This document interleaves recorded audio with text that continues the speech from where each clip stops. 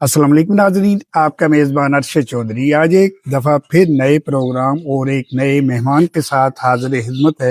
میرے ساتھ جو آج مہمان شخصیت موجود ہے، کسی تعارف کی محتاج نہیں ہے۔ اللہ پاک کی ذات نے بہت زیادہ عزتوں اور نعمتوں سے نوازا ہے۔ اوورسیز پاکستانی ہیں، سیاسی سماجی شخصیات ہیں، اس کے علاوہ شاعر ہیں اور اوورسیز پاکستانی ہیں۔ ان سے آپ کی ملاقات کراتے ہیں، ان کی زندگی کے احوال جانتے ہیں، اور تقریباً 35 سال اٹلی میں مقیم رہے ہیں۔ وہاں کے حالات و واقعات پاکستان میں اور وہاں کے جو کاروباری حالات ہیں، اس میں کیا ڈیفرنس ہے، ان کی ترقی کی کیا وجوہات ہیں، اس بارے میں ڈیٹیل سے ان سے بات ہوگی۔ تو آئیے آج آپ کی ان سے میں ملاقات کراتا ہوں۔ جناب محترم چودھری محمد نواز صاحب، السلام علیکم۔ وعلیکم السلام۔ سب کیا حال ہے؟ میں ٹھیک سر، آپ سے؟ الحمدللہ، میں یقین کرے بہت زیادہ آپ کا مشکور ہوں۔ آپ نے اپنے قیمتی ٹائم میں سے مجھے ٹائم دیا، آپ میرے پروگرام میں آئے، آپ کی آمد کا بہت بہت شکریہ۔ بہت شکریہ سر، میرے لیے اعزاز کی بات ہے۔ جی بہت شکریہ۔ تو پروگرام کی طرف آتے ہیں۔ میں نے آپ کا تھوڑا انٹرو میں بتا دیا ہے۔ سب سے پہلے تو مجھے یہ بتائیں کہ آپ کہاں سے بلانگ کرتے ہیں، اور کچھ ہمیں وہ جو آپ نے کالجز یا اسکول وغیرہ میں تعلیم حاصل کی، اس بارے میں کچھ ہمارے ناظرین کو بتائیے۔ جی میرا پہلے پراپر گلیانا سے ہے، ٹھیک ہے، اور میں نے میٹرک یہاں سے کیا۔ ٹھیک ہے، ایف سائنس کالج گجرات سے کیا میں نے، ٹھیک ہو گیا۔ اور اس کے بعد میں فارن میں چلا گیا، فارن میں چلا گیا، اٹلی۔ ٹھیک ہو گیا۔ فارن کی آپ نے بات کی ہے، تو فارن کے بارے میں کچھ مجھے یہ بتائیں کہ یہ باہر جانے کا ارادہ، کچھ بندے ہوتے ہیں ان کو کوئی بھی کام کرتے ہیں اس کا شوق ہوتا ہے، کیا شوق تھا یا گھر والوں کی ڈیمانڈ تھی؟ اس بارے میں بھی کچھ بتائیں۔ میرے والد صاحب ٹھیک آلریڈی ہے، باہر تھے سوئٹزرلینڈ، تو ان کی خواہش، میرے کیا یہ آپ خواہش چلیں تھی گے؟ کہ میں بھی سوئٹزرلینڈ میں۔ مختصر یہ ہے کہ والد صاحب کی خواہش تھی کہ آپ باہر جائیں، وہاں کام کریں، تو آپ چلے گئے۔ ہم نے اکثر سنا ہے کہ جب آپ باہر جاتے ہیں کسی بھی ملک میں، وہاں کا ماحول، لینگویج، رول ریگولیشن یہ بڑے ڈیفرینٹ ہوتے ہیں، کیا خیال ہے؟ تو ظاہری سی بات ہے آپ گئے، کچھ ہمارے ناظرین کو یہ بتائیں کہ وہاں جب آپ پہنچے کن کن مشکلات کا سامنا کرنا پڑا، یا کون سے مسائل ایسے تھے کہ آپ نے پہلے جا کے وہاں وہ دیکھے، اس کے بعد پھر ایڈجسٹمنٹ بن گئی۔ اور تیسری بات مجھے یہ بتائیے گا کہ وہاں جا کے کوئی اپنا بزنس کرتے تھے یا کہ عام روٹین پہ جس طرح مزدوری وغیرہ ہوتی ہے وہ کرتے رہے؟ یہ تھوڑا نا ڈیٹیل سے بتانا ہے اب، ٹھیک ہے، کہ کس طرح آپ وہاں پہنچے یا کیا سسٹم ہے۔ جیسے میں نے پہلے بتایا کہ میرے والد وہاں تھے، تو وہ مجھے لے کے گئے، ٹھیک ہے، تو ایسے ہی میرے لیے ماحول ایسے ہی تھا جیسے اس گھر سے اٹھ کے اس گھر ہاں میں بالکل بالکل بالکل ٹھیک ہے۔ تو کوئی مشکلات پیش نہیں آئی، کوئی کچھ نہیں۔ میں نے ابتدائی جا کے وہاں تعلیم حاصل کی، اچھا آپ نے تعلیم وہاں وہاں حاصل بھی کی؟ حاصل کی، ٹھیک ہو گیا، ٹھیک ہو گیا، اور سب سے پہلے تو لینگویج سیکھی، ٹھیک ہے، لینگویج کے بعد پھر کورس کیے، ٹھیک ہے، اور اس کے بعد جب میں فارغ ہوا تو سب سے پہلا کام ایز اے ڈرائیور مجھے ملا۔ اچھا ڈرائیور، ڈرائیونگ کا، ہاں جی، ٹھیک ہے، ڈرائیونگ، تو جیسے مزدہ ٹائپ ڈرائیور، ٹھیک ہو گیا، اس طرح کی میں نے جاب شروع کی، ٹھیک ہے، اور 5 سال یہ جاب کرنے کے بعد میں نے پھر ایک اور ٹرک اپنے ساتھ بنا لیا، 3-4 اچھا اپنے بنا لی، 4 ٹرک میں نے اپنے بنا لیے۔ اچھا، پھر جب 4 ٹرک بن گئے تو آمدنی اتنی تھی کہ مجھے کام کی ضرورت نہیں، ٹھیک ہے، تو 5 سال کے بعد پھر میں نے کام چھوڑ دیا ٹھیک ہے، اور ایک آفس بنا لیا، یعنی اپنی کمپنی بنا لی، اپنی دفتر، اپنا آفس بنا لیا، ٹھیک ہو گیا، اور اس میں میں پھر کام اسٹارٹ کرتا اپ۔ تھا۔ اور کتنا عرصہ آپ اٹلی میں مقیم رہے؟ ٹوٹل 35 سال، جو بندہ ویزا لے کے جاتا ہے نا، ٹھیک ہے، اس کے لیے بہت سارے موقع ہوتے ہیں، اس ٹھیک کو ہے، لیگل ہونے کے لیے، سیٹل ہونے کے لیے، اور اپنا ٹائم نہ ضائع کرنے کے لیے۔ سب سے پہلے تو آپ جس ملک کا ویزا لے کے گئے ہیں ٹھیک ہے، وہاں پہ اپنے ڈاکومنٹس بنوائیں، विजिट का वीजा है फिर भी बन जाते हैं, 3 महीने के डॉक्यूमेंट्स बन जाते हैं। ठीक है।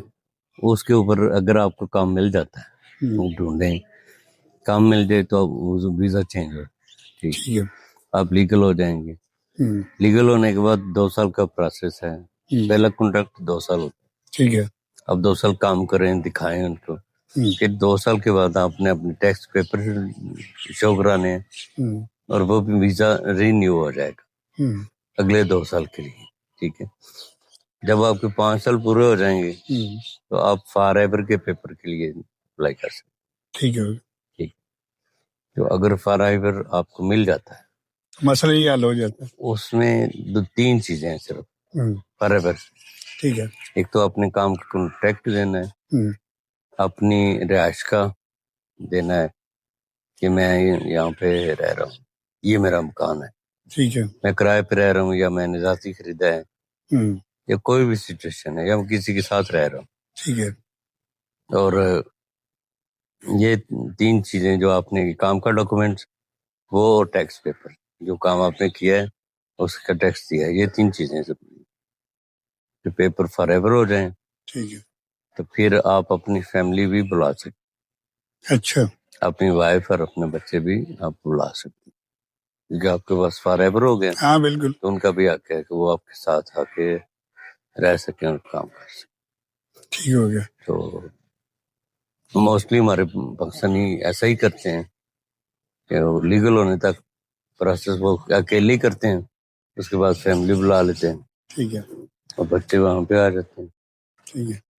तो ये है, ये तरीका है, असल तरीका ये है जो कि उनका रूल रेगुलेशन के मुताबिक करता है, वो उसको फैसिलिटी देते हैं। क्या ख्याल है? तो मेरा ख्याल है जो भी हमारे दोस्त अब कुछ जा रहे हैं वहां पे, क्या ख्याल है, तो उनको चाहिए कि जो वो जिस भी कंट्री में जाते हैं वहां पहले उनके रूल रेगुलेशन को चेक करें ताकि इन फ्यूचर उनको कोई प्रॉब्लम ना हो सके। अब आ जाए सब के बातें तो इतनी है वो इंफॉर्मेशन के लिए कि वो खत्म नहीं होती। इंशाल्लाह नेक्स्ट प्रोग्राम में फिर प्रोग्राम वो सारा इसी हवाले से होगा ताकि हमारे जो दोस्त जाके वहाँ जलालत उठाते हैं या उनको कोई मसाइल होते हैं, मैं कहता हूँ अच्छी बात फलाना या उसको बताना भी सुन्नत ही है, ठीक है। तो हम ये प्रोग्राम रेगुलर करते रहेंगे, ठीक है। तो अब आ जाए कि मैंने ये भी सुना है कि ये मुझे यहाँ आके ही पता चला कि आप अदब के साथ बड़ा रिलेटेड हैं, शायरी भी करते हैं और आपने एक बुक भी लिखी हुई है। इसके पीछे क्या राजो न्याज है कि 35 साल आप ओवरसीज उधर इटली में और काम भी करते रहे और काम भी बड़ा हार्ड था आपका, ज़ाहिर ड्राइविंग का है। तो ये क्या बचपन से शौक था या कोई ऐसा शायर देखा या इसके पीछे कोई और राजो न्याज है? इस बारे में भी कुछ बताइएगा हमारे नाज़रीन। असल में ये एक तल्लुक होता है, ठीक है। जैसे आपका किसी के साथ बन जाए तो उसी तरफ इंटरेस्ट हो जाता है। मेरे तल्लुकात चूंकि पढ़े लिखे लोगों, ठीक हो गया, मुसव्वर कह लें, अदीब कह लें, शायर लोग, कालम नगार, हाँ, ये सारे पढ़े उनके साथ से उनको होस्ट करना, मेहमान बनाना, तो फिर मुझे भी शौक हुआ कि क्यों ना मैं भी कुछ लिखूं। हाँ, कुछ लिखूं। और सब मैं आपकी बात काट रहा हूँ, आपके अंदर कोई भी चीज है, हाँ, हालात की वजह से, ठीक है, या ये कह लें कि कुछ प्रॉब्लम की वजह से वो डिले हो सकती है, ठीक है, लेकिन जो चीज अंदर है ना, वो जब भी आपको मौका मिलता है ना, वो कहीं से कहीं निकल जाती है। हाँ जी, मेरी किताब जो है ना वो शायरी पे है, ठीक है, उसमें गजल भी है, गजलें भी है, ठीक हो गया। तो क्या नाम है उसका? रास्ते में बिखरे फूल। रास्ते में बिखरे फूल किताब है मेरी, ठीक हो गया। वो ये किताब है जी, रास्ते में। टाइटल तो आपने बड़ा अच्छा दिया हुआ है। चलें इंशाल्लाह इसको पढ़ के भी देखते हैं और इसके बारे में आपको कमेंट्स वगैरह भी करेंगे। क्या ख्याल है? ये बहुत ठीक हो गया। माशाल्लाह कितने बच्चे हैं? मेरे भी 5 बच्चे हैं। थोड़ा सा उनके बारे में बताएं, क्या काम करते हैं, स्टडी करते हैं, मैरिड हैं, अनमैरिड हैं, इस बारे में कुछ बताइएगा। 2 बेटे और 3 बेटियां हैं। ठीक है।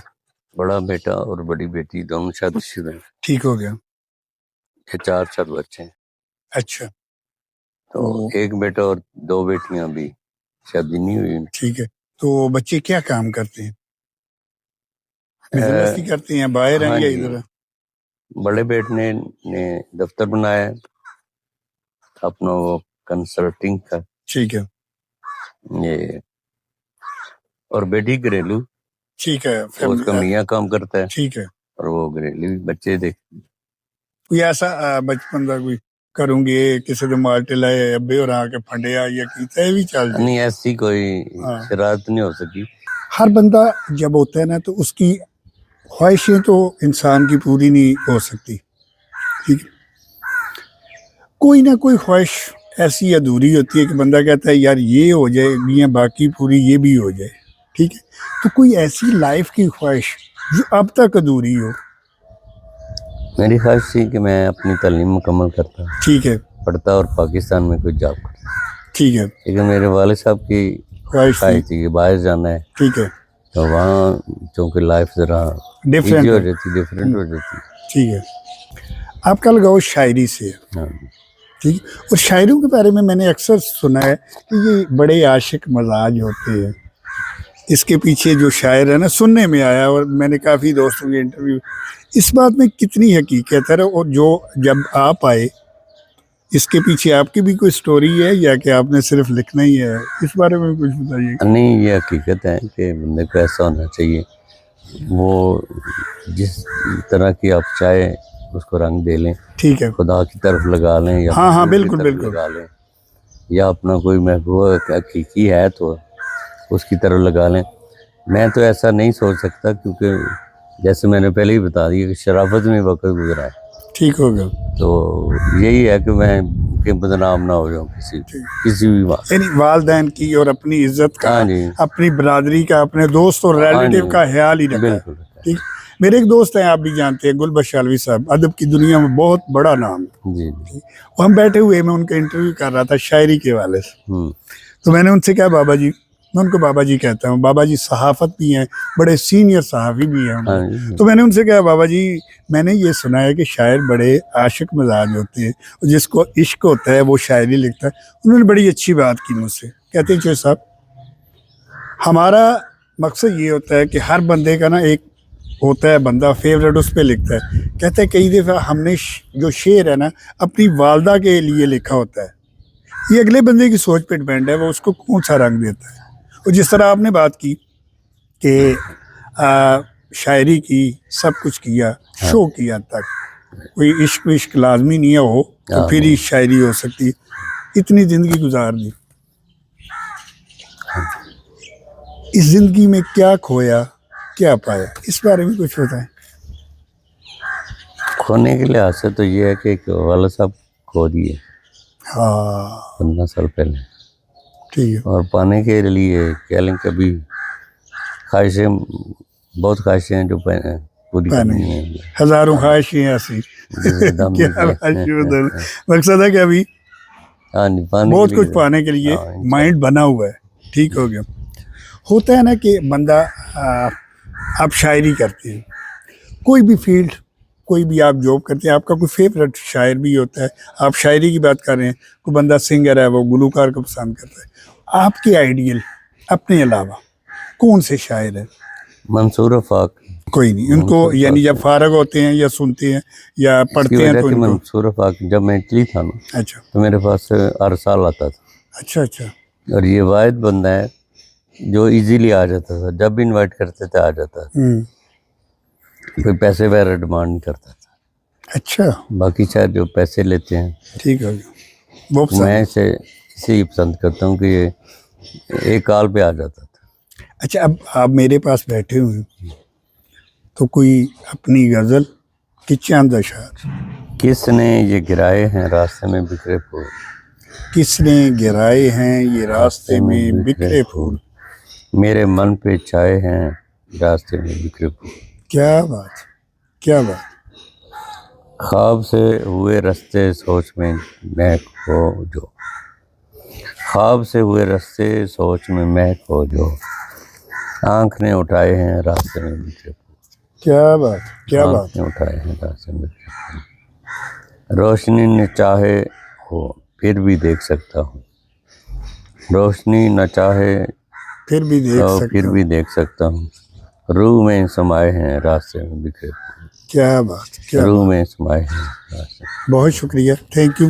لاسٹ پہ کچھ جو نئے شاعر یا شاعری کی طرف رغبت رکھتے ہیں، یہ جو لوگ آپ کو جانتے ہیں، ٹھیک ہے، ان کے لیے کوئی ایک پیغام؟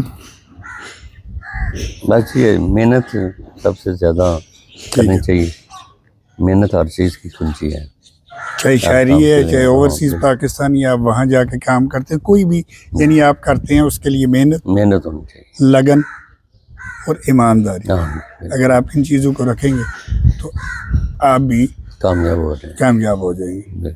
جو سب یقین کریں، بہت ساری باتیں جب آپ سے ملا ہوں تو بڑا دل کر رہا تھا مزید آپ سے باتیں کروں، آپ سے جانوں، آپ کے پاس بڑا ہی مواد ہے تو، لیکن تھوڑا ٹائم کا ہوتا ہے، آپ بھی سمجھتی ہیں پروگرام کی ایک لمٹ ہوتی ہے۔ انشاءاللہ اللہ پاک کے حکم سے گائے بگائے میں آپ سے ملوں گا بھی اور انٹرویو بھی کروں گا، اور یقین کریں کہ مجھے بہت زیادہ اچھا لگا آپ سے بات کر کے، آپ سے مل کے اور آپ کا انٹرویو کر کے۔ بہت شکریہ سر، اور آپ میرے پاس آئے، آپ کی آمد کا بہت بہت شکریہ۔ جی ناظرین، امید ہے آپ کو ہمارا آج کا پروگرام پسند آیا ہوگا۔ اپنے میزبان ارشد چودھری کو انہی الفاظ کے ساتھ اجازت دیں، جہاں رہیں خوش رہیں، دیکھتے رہیں ارشد ٹاکس ٹائم۔